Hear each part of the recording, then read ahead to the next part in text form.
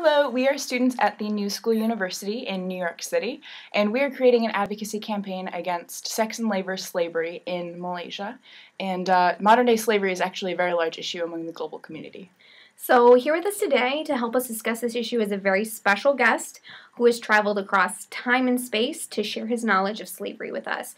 Here's our very own 16th President of the United States, President Abraham Lincoln. Today, it is estimated that as many as 27 million people around the world are victims of modern slavery. To put this issue into perspective, the proceeds from trafficking persons amount to approximately $10 billion a year. Malaysia, our problem area, enslaves close to 4 million documented and undocumented foreigners. Recruited to work in hotels and restaurants once they arrive, most are forced into Malaysia's thriving sex trade or onto plantations and construction sites. Raw materials from slavery include latex, palm oil, rubber, ruby, wood, timber, and mother of pearl. Malaysia is currently on the Tier 2 watch list, which is a recognition of failure to fully comply with the Trafficking Victims Protection Acts minimum standards. Workers throughout Malaysia are subject to exploitative acts such as restrictions on movement, fraud in wages, passport confiscation, or debt bondage at the hands of agents or employers. Local NGOs reported that the police often failed to refuse to investigate complaints of possible trafficking offenses. Recruiters exploit people looking for jobs with the promises of employment. However, with these promises, these people are subsequently coerced into Malaysia's commercial sex trade. Many Malaysian labor outsourcing companies recruit excess workers from Bangladesh, Vietnam, and other countries, who are then often held in warehouses in other locations and handed over to unscrupulous employers who subject them to conditions of forced labor. Malaysians from rural communities and indigenous groups are some of the most vulnerable to sex and labor slavery. A significant number of young foreign women are recruited for work in Malaysian restaurants and hotels, some of whom migrate through the use of guest relations officer visas, but subsequently are coerced into Malaysia's commercial sex trade. The government reports that there are approximately 300,000 female domestic servants employed in the country, many of which may be trafficked victims. Local NGOs estimate that for every domestic servant legally employed in Malaysia, there is one working in the country illegally.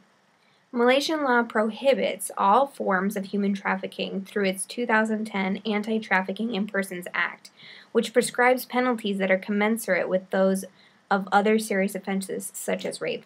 In November 2010, the government enacted new amendments to this that broaden the definition of trafficking to include all actions involved in acquiring or maintaining the labor or services of a person through coercion.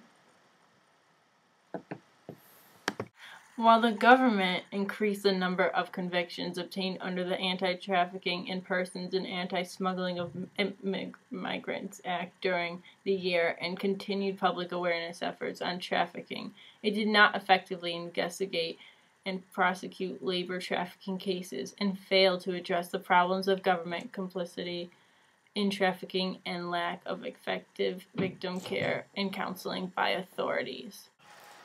NGOs even reported that the police often failed or refused to investigate complaints of confiscation of passports and travel documents or withholding of wages, especially with regards to domestic workers as possible trafficking offenses.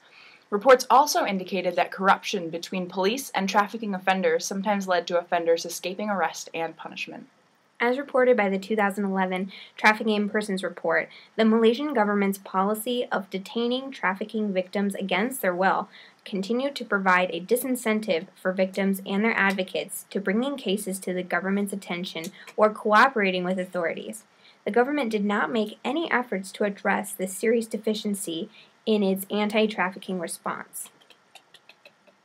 We dressed up as Abraham Lincoln to raise awareness about modern slavery around our college, but we need your help. Almost all the information we have listed from above is from the United States 2011 Trafficking in Persons Report. Our government has all of the information and we need to do something about it. The link for our online petition is listed in the description below. When we reach 100 signatures, the petition will become public, and we can continue to spread awareness about this terrible issue. We are also sending a letter to our local representatives here in New York, the Attorney General, the Secretary of State, and the President. In this letter, we urge the United States to recognize the exploitation taking place in Malaysia and to take a stand against it. Thank you. Thanks for watching. Thanks for Karen.